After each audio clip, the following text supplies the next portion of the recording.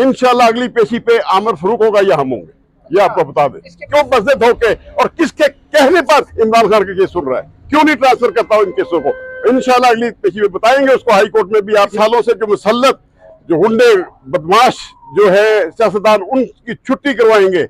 और दूसरी बात, उन्होंने साफ कह दिया मैं किसी अदारे से नहीं डरता। शेर थी और बड़े हशाश बशाश थे और खुश भी थे कि मैं जो है इस मुल्क के लिए, इस कौम के लिए जेल के अंदर हूँ। ये खान साहब और शाह महमूद कुरैशी साहब ने वाज़ेह अल्फाज में जैसा आपको कहा है कि आपके हुक्म की कोई तामील नहीं हो रही, न ही मेरे वकला को मुझसे मिलने दिया जा रहा है, जिस पर अदालत ने बड़ा सख्त नोटिस लेते हुए सुप्रीटेंडेंट जेल को बुला के हदायत की और ऑर्डर किया इन राइटिंग कि इनके वकला को और इनकी फैमिली को आपने मुलाकातें करवानी हैं। दूसरी बात जो आज हुई, वहाँ जो इमरान खान साहब ने पूरी कौम को जो मैसेज दिया है, यही कहा है कि पूरी कौम तगड़ी हो जाए, मैं मजबूत हूँ, मुझे ये लोग नहीं तोड़ सकते, किसी सूरत नहीं तोड़ सकते। मैं कौम के लिए, मैं पाकिस्तानी हूँ, पाकिस्तान में ही रहूंगा और पाकिस्तान में ही मरूंगा, मैं मुल्क से भागूंगा नहीं। मैं इन कुव्वतों का मुकाबला करूंगा, इस कौम को इस दलदल से, महंगाई के दलदल से, और जो हमारे ऊपर 40 सालों से जो मुसल्लत, जो गुंडे बदमाश जो है सियासतदान, उनकी छुट्टी करवाएंगे। और दूसरी बात, उन्होंने साफ कह दिया मैं किसी अदारे से नहीं डरता, मैं एस्टेब्लिशमेंट से डरता हूं, लेकिन पाकिस्तान की फौज मेरी फौज है, मेरे मुल्क की फौज है, मैं उसकी इज्जत करता हूं। ये इनके अल्फाज हैं। और वो कहते हैं कि हमने पूरे मुल्क के अंदर अवाम को मेरा पैगाम दे दें कि हमें जो है इलेक्शन चाहिए, इलेक्शन करवाए हुकूमत, और जल्द से जल्द करवाए ताकि मुल्क के अंदर स्टेबिलिटी आए। इलेक्शन होने चाहिए, जीते जो मर्जी। सर इलेक्शन तो कारकुनों को जल्द से इकट्ठे होने नहीं दिया जा रहा, तो टिकट कौन लेगा? इस हवाले से खान साहब ने स्ट्रेटजी बनाई हुई है? जी, इस पर स्ट्रेटजी खान साहब ने बहुत वाज़ेह बनाई हुई है। उसका हम इंशाल्लाह अगली तारीख के आपको मुकम्मल जो है रोड मैप देंगे कि इलेक्शन में किस तरह हम जा रहे हैं। पीटीआई को लेके खान साहब का जो हुक्म है, वो जो है उनकी इंशाल्लाह स्पोक्स पर्सन उनकी बहन होगी, और वो आपको सबको बताया करेगी कि आइंदा सियासत में क्या कुछ होना है। हम वकला जो हैं, हम कानून की जो है केस के बारे में हमसे जो सवाल करना है वो हम उसका जवाब देंगे। हमें वकला को बाहर एक कमरे में बिठा के मुलाकात करवाई गई, लेकिन कोर्ट रूम का जो एक है वो वही होती है, जाली लगी होती है, और अंदर जज और वकला होते हैं, वो सामने थे हमारे। इस तरह वो थे, इस तरह हम थे। खान साहब ने शेव वगैरह की थी आज?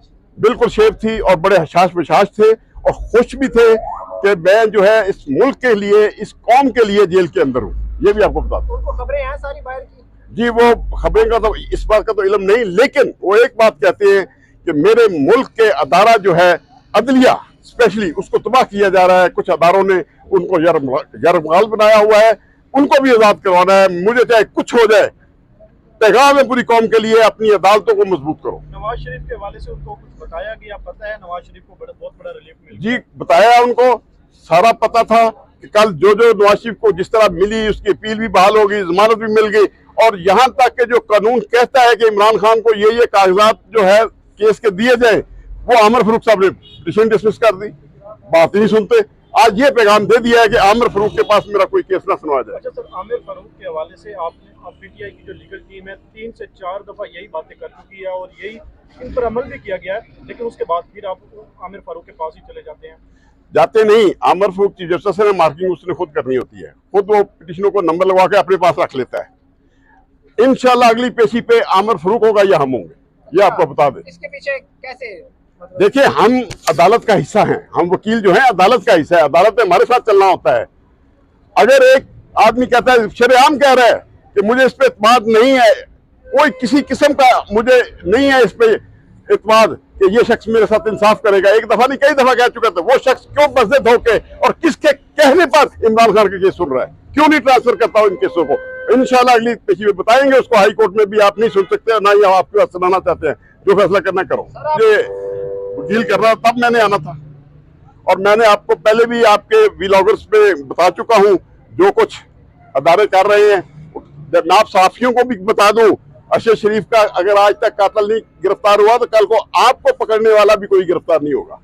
इसलिए आपने हमारी 2007 की तहरीक को कामयाब किया, हम आपके साथ खड़े हैं। और मैं एक बनाने जा रहा हूं लॉयर्स जर्नलिस्ट एसोसिएशन, इंशाल्लाह लाहौर में इसी हफ्ते उसका ऐलान कर दिया जाएगा। अली अहमद कुर्रा आ रहे हैं कोयटा से, और हम तहरीक शुरू कर रहे हैं, मुल्क के अंदर आइन के मुताबिक इंतखाबात कराए जाएं, और वकला इंशाल्लाह लाहौर में निकले हुए हैं, अब पूरे पाकिस्तान में निकालेंगे।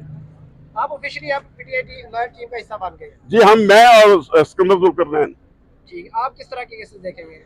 देखिए हम जो है, जो तरीकाकार है कानून के मुताबिक हम केस को करेंगे, कानून के मुताबिक ही चलेंगे। लेकिन जहां नाइंसाफी होती नजर आएगी, जैसे हमने आमिर फारूक आपको बता दिया, आमिर फारूक साहब से मैं गुजारिश करूंगा खुदा के लिए अदलिया को बचाओ, कहीं ये ना हो कि हमारा वकला और आपका आमना सामना हो जाए।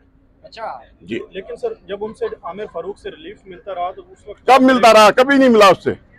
कैसी बातें कर रहे हैं? रिलीफ दे के उनसे कानून के मुताबिक देखिए, कानून में लिखा हुआ है कि आपने कापियां देनी है। भाई कापी वकला के पास नहीं है, केस क्या लड़ना है हमने? कानून कहता है कापियां देना है बयानात की, और जितने भी सैफर के मुतालिक हैं। खान साहब को आमिर फारूक की अदालत से कितनी दफा जमानतें मिली हैं और लॉन्ग टर्म के लिए जमानतें मिली हैं? सर मैं गुजारिश करता हूँ, वो छोटे छोटे रिलीफ दिए हैं उसने, असल रिलीफ जो है ये है सैफर का केस। अब अगर वो आपकी बात नहीं मानते तो फिर दूसरा बात मनाने की नहीं, हम कहते हैं अगर कानून पे अमल ना किया तो दूसरा रास्ता अपनाएंगे। हम कोई भी रास्ता इख्तियार कर सकते हैं।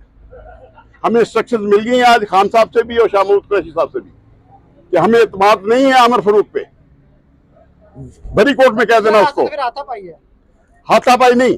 देखिए हम कानूनदान हैं, कानून का रास्ता इख्तियार करेंगे, उनको ही एप्लीकेशन देंगे कि जी आप ना सुने मेरा केस। आज सुप्रीम जुडिशल काउंसिल का इजलास भी हो रहा है, क्या आप उनके खिलाफ रेफरेंस दायर करेंगे? फिर बात जो है सुप्रीम जुडिशल काउंसिल जो है, मैं आपको साफ बता दूं, ऑलरेडी पहले भी एक हमारे साबिक जज की फिल्म बना के चलाई गई, जिसकी वजह से ये जो दहशत फौजी अदालतों का फैसला ना हो सका। 14 मई के फैसले की कंटेम्प्ट जो तैयार पड़ी थी, जिसपे हुक्म होना था कि इलेक्शन क्यों नहीं कराए, इन पे कंटेम्प्ट लगाई जाए, वो क्यों नहीं सुनी गई? वो ब्लैकमेल किया गया जैशाबाद। 2 जजेस की कुछ प्रॉपर्टियों की मूवीज भी हैं और मूवीज भी हैं, पता नहीं कौन कौन सी हैं, जिनको उदारे इस्तेमाल करके उन सीनियर जजेस को जो है ब्लैकमेल और हरासा कर रहे हैं। मैं आपको साफ बता दूं, ये अदारे ब्लैकमेल और हरासा कर रहे हैं हमारे जजेस को। हम जजेस के साथ खड़े हैं, वो कॉन्स्टिट्यूशन के मुहाफिज है, हम उनके सिपाही हैं। हमारे जजेस मुहाफिज हैं, चीफ जस्टिस ऑफ पाकिस्तान हमारा चीफ है, हम उसके सिपाही है, और इंशाअल्लाह आइन की बहाली और दस्तूर की बहाली तक हम जंग लड़ते रहेंगे। आप समझते हैं इस्लामाबाद हाई कोर्ट के चीफ जस्टिस की भी कोई इस तरह की कोई कमजोरी है? बज़ाहिर तो ये नजर आ रहा है, क्योंकि इन जजेस के जो असासाजात देखे, इनके बेटों के और इनके दमादों के असासाजात ही देखें, कम से कम सब बात सामने आ जाएगी, जिसकी वजह से ये ब्लैकमेल हो रहे हैं। Thank you.